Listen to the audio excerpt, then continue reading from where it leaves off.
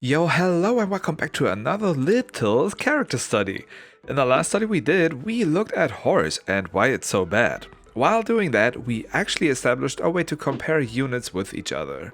So if you didn't watch the first character study, you probably should go ahead and do that now in order for you to not get lost here. And because I have time, I wait for you doing exactly that. Or don't go and watch that, I don't fucking care, you can decide on your own, you're old enough, right? But this video builds off of that, so you decide. We can now take that sheet and try to pinpoint how much stats 1 gold is actually worth, and while doing that, actually finally be able to put a number on the old pig, because up until now we ignored the fact that the pig gave back 1 gold on sale, and I would love to have the pig be represented correctly here. Okay, so I translated my sheet to Google Sheets for you to be able to bookmark this if you want. The link for it is in the description under this video. But hold up, we need to include the horse first. Last video we said you really have to put in a lot of work to even scratch averageness, right? In my eyes, we can give the horse a multiplier of 3. By the way, as some of you asked, obviously this list only includes tier 1 units, cause a tier 2 unit will always be better, it is designed that way. So if you wish to compare a T-Rex to these, well you can, but this way of looking at things is going to be skewed by a lot. A unit appearing late in the match is a huge disadvantage by itself, which you would totally ignore here. To prove this, let's look at T-Rex here. 9 attack and 4 HP, buffing the whole squad for a +2/+2. Multiplier is 4 for every unit buffed. That's a 29 unit right there. So as you see, get that shit out of here, this will fuck over all this, but we might want to do a list for each tier at some point too. Now let's get back to it. Okay, in this list we need to be ignoring the pig here because that's our subject for this video. The averages for a tier 1 unit are 2.6 attack and 2.9 HP, so 5.5 overall. The pig by itself is a 2-2. What we can do now basically is taking the average, compare it to the pig, and the difference between that could be the value of the effect by the pig. For those who don't know, the effect of the pig is that you get 1 gold back more when selling it. With this, we would say 1 gold is worth like 1.5 overall stats. This is kind of problematic though, like 2 things. First, with that we say the pig is an average unit. And I know me and I know how I play my early game, I rarely pick up a pig. The pig feels worse than a mosquito or otter or beaver, so in my eyes the pig is a less than average tier 1 unit. Nope. Secondly, basically a unit always costs like 2 gold. If you buy it, it costs 3 gold, but selling it means you get 1 gold back, generally speaking. Well, it also costs you 1 lineup slot, but we're ignoring this fact here. So if we would go ahead and say 1 gold is worth like 1.5 stats on average, that won't add up at all if we would look at Ant for example. The Ant brings 6 stats to the table, buying the Ant and then selling it again costs effectively 2 gold, so 6 stats for 2 gold means 3 stats per gold. Doubling our value which we originally started with here.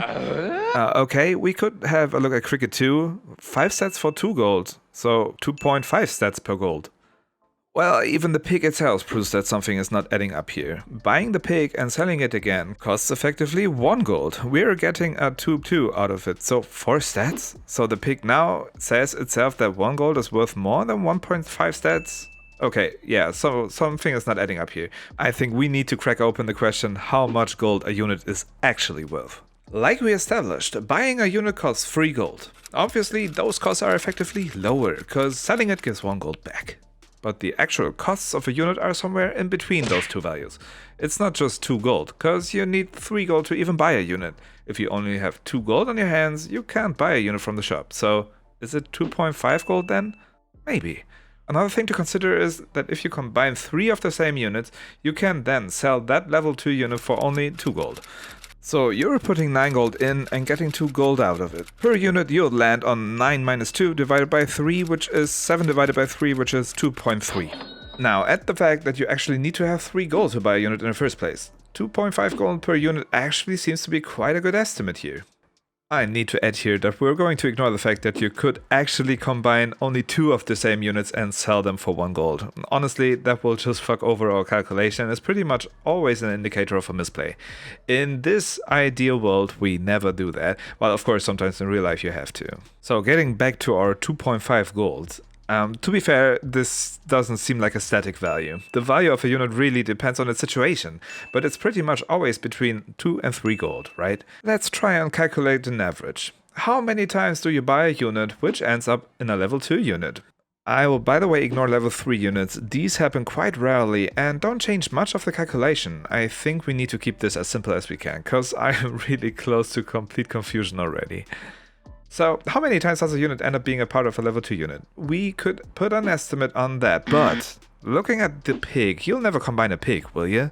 Okay, hot take time. So, is it fair to say that the pig by itself, completely disregarding its effect here, is effectively costing you less than, let's say, a dodo? Because you will always sell the pig as it is, while you always want to level up your dodo if you play one, and so in turn will always get that 1 gold back from the pig, because you will always going to sell it?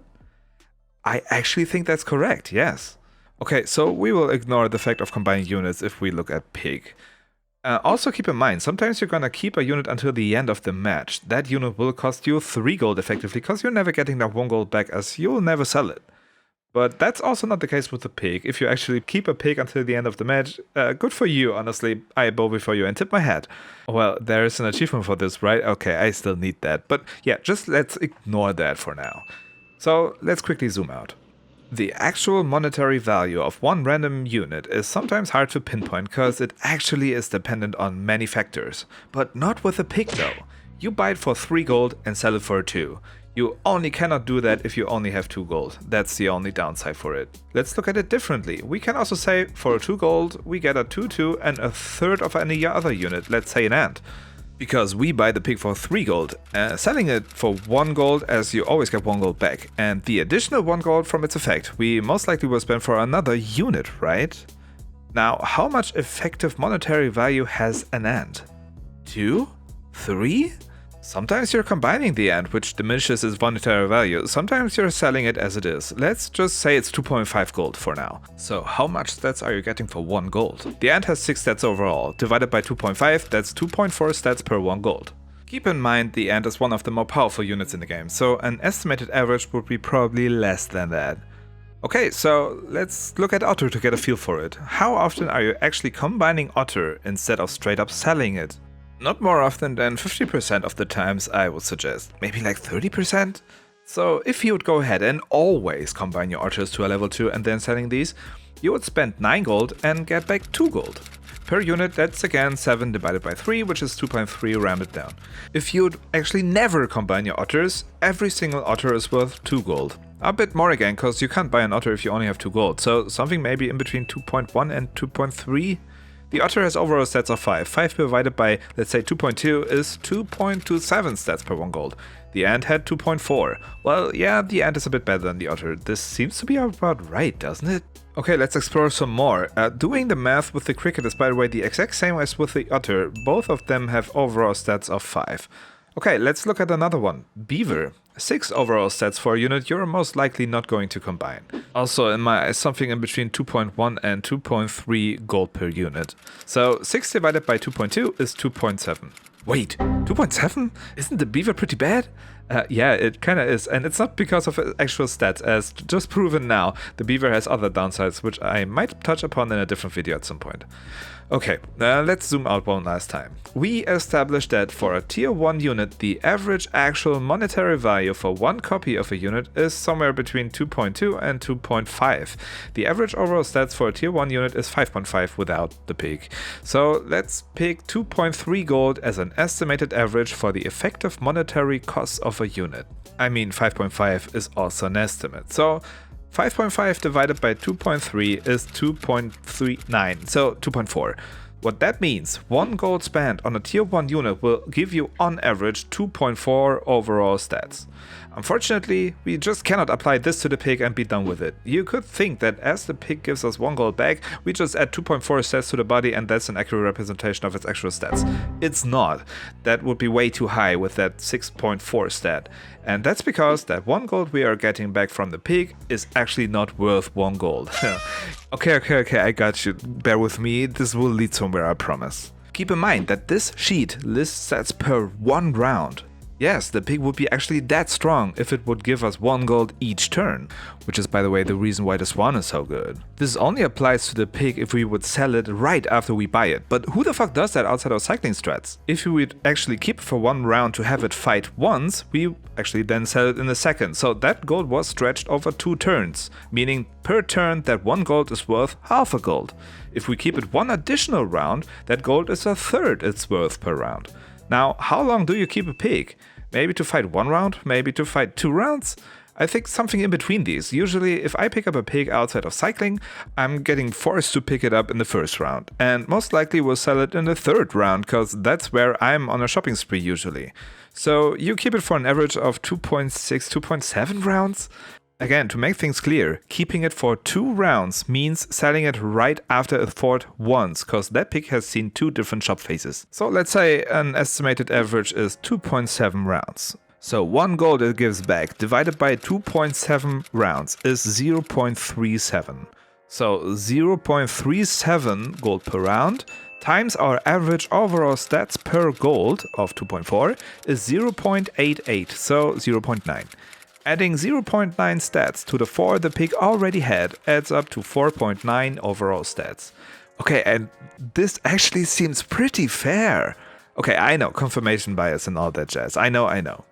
You were being a witness of wonky math, but I didn't really see a different way around it while not actually assuming its actual strength in comparison to other units. I, for example, could have said, I think Mosquito is a bit better than a pig and the beetle is about the same. And we could have done the math the other way around, but that seems like a really foolish thing to do.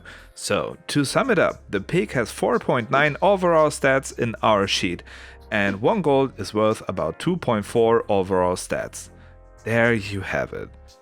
Man, who would have thought I needed math after school? What I need right now is a fucking break from that. See you next time and enjoy my end card. As always, if you like this video, never tell me or your friends, and also please never share this around. Also, please make sure to not like this video. If you want to see more content like this, definitely don't subscribe to my channel and never check out this video displayed over here. See you in the next video. I'm out.